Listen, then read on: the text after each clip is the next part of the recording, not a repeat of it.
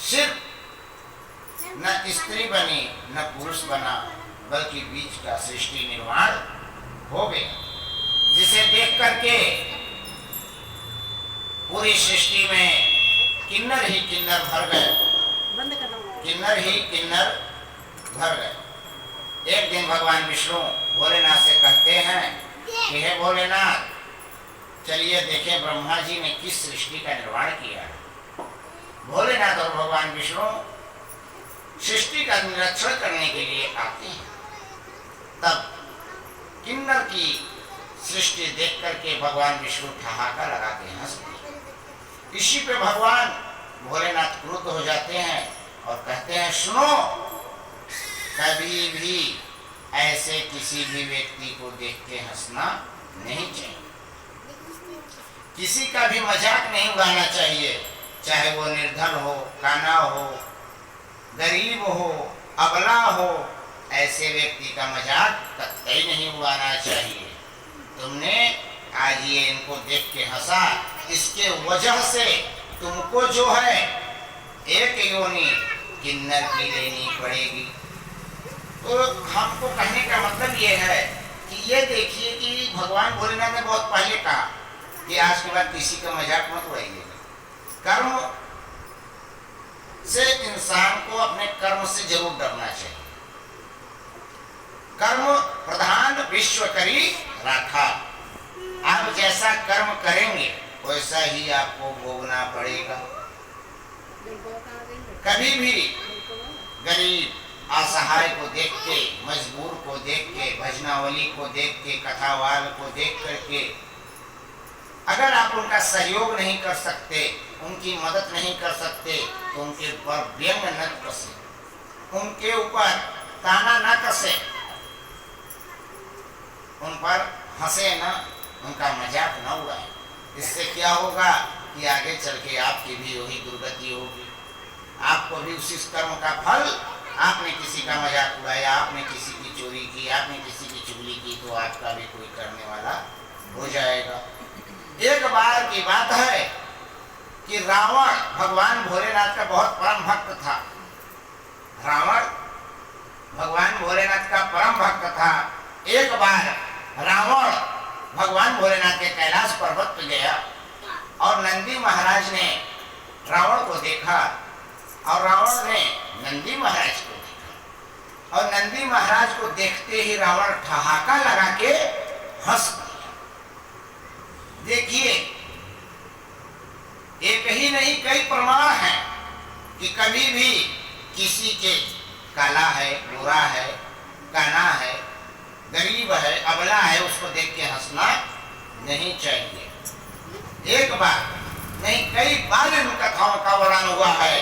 अष्टावक्र को देख करके हंसे तो भी प्रणाम मिला, भगवान विष्णु हंसते हैं, सृष्टि देख के तो भी प्रणाम भुगतना पड़ा। और रावण नंदी को देख के हंसा और बहुत हंसा। नंदी ने कहा, क्या बात है, क्यों हंस रहे हैं आप? क्या मैं तुम्हें देख करके ही हंस रहा हूं? क्या स्वरूप है? हंसी आ गई, रावण को हंस दिया। और जैसे ही रावण हंसता है, नंदी कहते हैं, हे रावण, तुमने मेरी हंसी उड़ाई है, जाओ, मैं तुमको श्राप देता हूं कि तुम्हारा सिर गधे का और 10 सिर के हो जाओ तुम, और तुम्हारे गधे की तरह, जैसे लोग गधे को देख के हंसते हो, ऐसे तुम पर हंसे। ऐसा श्राप नंदी महाराज रावण को दे देते हैं। इसी कारण से रावण के मस्तक पर जो मुकुट है, उस पर गधे की आकृति बनी रहती है।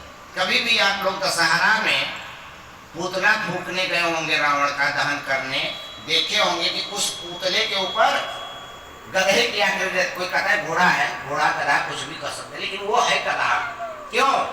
क्योंकि उन्होंने नंदी महाराज की हंसी उड़ाई थी। इस वजह से उन्हें गधे की मुकुट धारण करना पड़ा और 10 शीश धारण हो गया, 10 शीश का रावण हो गया। तो कभी किसी का मजाक नहीं उड़ाना चाहिए, और बिना गुरु के ये ज्ञान नहीं मिल सकता। गुरु का ज्ञान बहुत जरूरी है। गुरु आपका कोई भी हो सकता है। एक बिना गुरु मुख हुए, बिना किसी को गुरु माने गुरुमुख हुए भगवान विष्णु भी कहते हैं। नारद मुनि एक दिन वैकुंठ गए, भगवान विष्णु से वार्तालाप करते हैं। वार्तालाप करने के बाद नारद मुनि चले जाते हैं और भगवान विष्णु कहते हैं, हे लक्ष्मी, मैं इतना शुद्ध हूं कि मैं जहां खड़ा था उस जगह का आप लेपन करा रहे हैं। तब भगवान विष्णु कहते हैं, बिना गुरु के जो व्यक्ति जिसका कोई गुरु नहीं है वो तब तक शुद्ध नहीं मानेगा, उसकी सदगति नहीं मानी जाती। तो कहें तब क्या करना पड़ेगा? कहें तुमको गुरु बनाना पड़ेगा। कहें किसको बनाए हम गुरु? मैंने जैसा बताया था कि शिव महापुराण गुरु चरित्र की कथा कर रहे हैं। प्रथम दिवस में मैंने आपको बताया कि आज दूसरे दिवस में मैं आपको ये ज्ञान दे रहा हूं कि नारद मुनि का गुरु कौन हुआ। ध्यान दीजिएगा।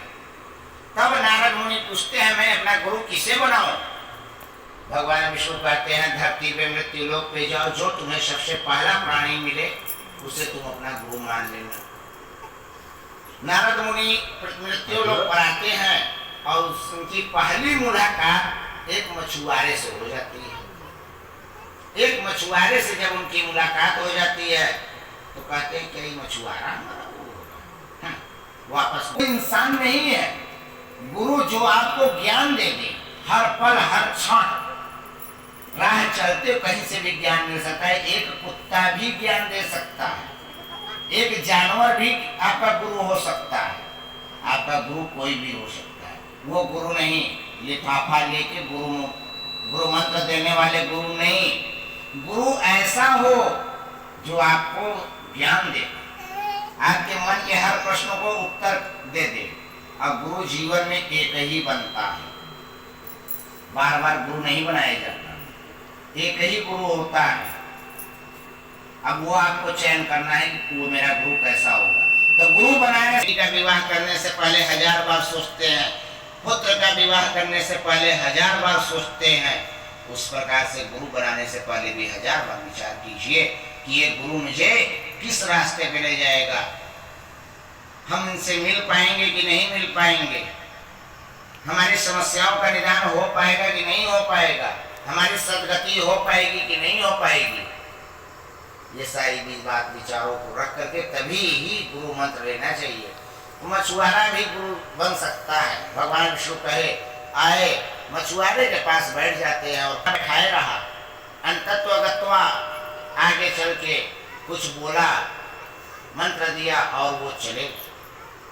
उन्होंने कहा मैंने अपना गुरु मान लिया। आगे चल के नारद मुनि को श्राप ग्रसित होना पड़ता है कि 84 लाख योनियों में जाके तुम भटको। 84 लाख। मैंने नारद मुनि को श्राप मिला। भगवान के पास जाके कहते हैं, प्रभु मैं क्या करूं, मुझे ऐसा श्राप मिल गया। क्या तुम्हारा मार्ग गुरु दिखाएंगे, गुरु जो कहे वो करो। कि वो गुरु क्या बताएंगे? वो गुरु क्या बताएगा? वो मछुआरा दिन भर मछली पकड़ता है, कोई न काम है न धाम है, केवल मछली पकड़ता है, कभी राम नाम भी नहीं लेता। क्या गुरु का अपमान कर रहे हो तुम? गुरु के अपमान का बहुत बड़ा भागी बनना पड़ता है। इसी वजह से तुमको मिला है 84 लाख। और अब वही गुरु तुमको रास्ता दिखाएगा। जाओ। आते हैं मछुआरे के पास, नारद मुनि बैठ के कहते हैं कि बताइए हमें ऐसी ऐसी बात है, मैं क्या करूं? कहते हैं बस कहें हाँ, कहें ठीक है बैठे रहो, आ रहे हैं। 2 दिनों तक इंतजार कराने के बाद तीसरे दिवस कहते हैं, गुरु जी हमारे उद्धार का कारण बताइए, कैसे करूं? कोई बड़ी बात नहीं है, 84 लाख योनियों का चक्कर लगाना। जाओ 84 लाख जीवों का जो भी है उनका चित्र ले आओ। 84 लाख जीवों का चित्र लेके नारद मुनि पहुंचते हैं। सबको जमीन पे बिछा के कहते हैं इसी का एक चक्कर लगा लो। और एक चक्कर नारद मुनि लगाते हैं और कहते हैं जाओ 84 लाख योनि का चक्कर तुम्हारा परिपूर्ण हुआ। तब नारद मुनि उठ करके वापस जाते हैं, भगवान विष्णु से कहते हैं सचमुच गुरु गुरु होता है जो ज्ञान गुरु दे सकता है वो ज्ञान कोई नहीं दे सकता। बोलिए काशी विश्वनाथ की